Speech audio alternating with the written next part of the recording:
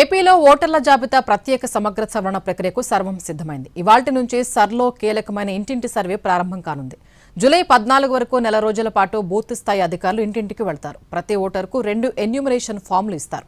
వాటిలో ఓటరు పేరు, ఫోటో గుర్తింపు కార్డు నెంబరు, చిరునామా వివరాలతో పాటు ఓటరు పాత ఫోటో ముద్రించి ఉంటాయి. మిగతా వివరాల్ని ఓటరు నింపాలి. అందుకు బీఎల్ఓలు సహకరిస్తారు. పూర్తి చేసిన ఫామ్లను బీఎల్ఓలే వచ్చి తీసుకుంటారు. కేంద్ర ఎన్నికల సంఘం ఇప్పటికే ఏర్పాట్లన్నీ పూర్తి చేసింది. మొత్తం 4.16 కోట్ల ఎన్యూమరేషన్ ఫామ్లు ముద్రించింది. 2002 నాటి ఓటర్ల జాబితాను ప్రాతిపదికగా తీసుకుని ప్రస్తుత జాబితాను పరిశీలించి మ్యాపింగ్ చేస్తున్నారు.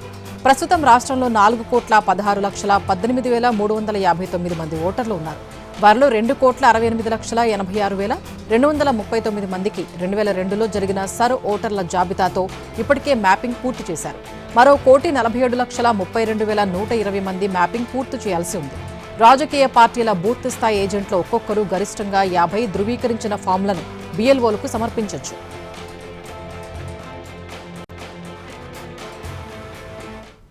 2002 నాటి జాబితాలో మీ పేరుంటే ఆ వివరాలు ఎన్యూమరేషన్ ఫామ్లో నింపాలి. అప్పటి జాబితాలో మీ పేరు లేకపోతే మీ కుటుంబ సభ్యుల పేర్లు ఎవరివి ఉంటే వారి వివరాలు నమోదు చేయాలి. పూర్తి చేసిన ఎన్యూమరేషన్ ఫామ్లను ఓటర్లు జూలై 14లోగా తిరిగి బీఎల్ఓలకు సమర్పించాలి. ఈ ఫామ్లు వెనక్కి ఇవ్వని వారి పేర్లు జూలై 21న విడుదలయ్యే ముసాయిదా జాబితాలో ఉండవు. ఎన్యూమరేషన్ ఫారాలు వెనక్కి ఇవ్వని ఓటర్లపై బీఎల్ఓలు క్షేత్రస్థాయిలో విచారణ చేస్తారు. తెలుసుకున్న కారణాల్ని పోలింగ్ కేంద్రంలోని నోటీసు బోర్డులపై ప్రదర్శిస్తారు.